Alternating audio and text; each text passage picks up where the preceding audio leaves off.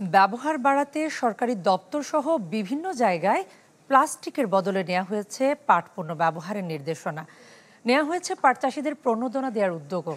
এসব কথা বলেন পরিবেশ উপদেষ্টা আর বাণিজ্য উপদেষ্টার আশাবাদ হচ্ছে শিগগিরই কমবে পেঁয়াজের দাম। সোমবার সকালে রাজধানীতে পাটজাত পণ্যের এক প্রদর্শনীতে এসব কথা বলেন তারা। ঢালাইয়ের সেরা প্রিমিয়ার সিমেন্ট। পরিবেশ বান্ধব হওয়ায় বিশ্বজুড়ে বাড়ছে পাটের ব্যবহার, তবে কিছু সীমাবদ্ধতার জন্য সেই সুযোগ কাজে লাগাতে পারছে না বাংলাদেশ। যদিও বিশ্বজুড়ে সুনাম রয়েছে বাংলাদেশের পাটের, এমন বাস্তবতার মধ্যেই পাট পণ্যের ব্যবহার ও রপ্তানি বাড়াতে নতুন স্বপ্ন দেখতে শুরু করেছে সরকার। অনেক বড় মনে হয়, যার ধারাবাহিকতায় এই আয়োজন।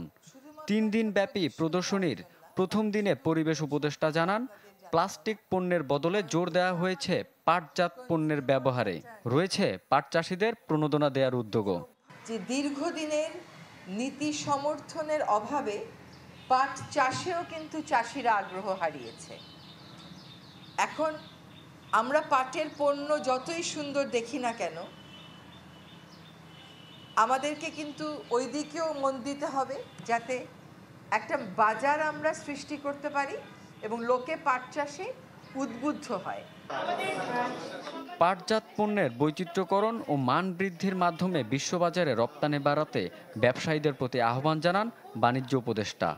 পেঁয়াজের দাম নিয়ে এক প্রশ্নের উত্তরে তিনি বলেন, এরই মধ্যে কমতে শুরু করেছে পেঁয়াজের দাম। কৃষি মন্ত্রণালয়ের অনুমোদন ছাড়া আমরা এই কাজটা করতে পারি না, বিকজ ওনাদের অনুমোদন লাগে। সো আমরা ওনাদের অনুমোদন পাওয়ার অপেক্ষায় রয়েছি, পেলেই আমরা ব্যবস্থা নেব। তবে আমরা যে তথ্য উপাত্ত পেয়েছি এর ব্যাপারে আমরা দেখছি যে আমাদের পেঁয়াজ উঠে আসছে, যথেষ্ট পেঁয়াজ বাজারে আসছে এবং দাম আঞ্চলিক পর্যায়ে নেমে আসছে, হয়তোবা রাজধানীতে এখনও নামেনি, তো এর প্রতিক্রিয়া হচ্ছে আর কি। পেঁয়াজ আমদানির বিষয়টি চাহিদা ও যোগানের উপর ভিত্তি করে কৃষি মন্ত্রণালয় সিদ্ধান্ত নেবে বলে জানান বাণিজ্য উপদেষ্টা। রনক মাহমুদ সৌরভ, চ্যানেল 24, ঢাকা।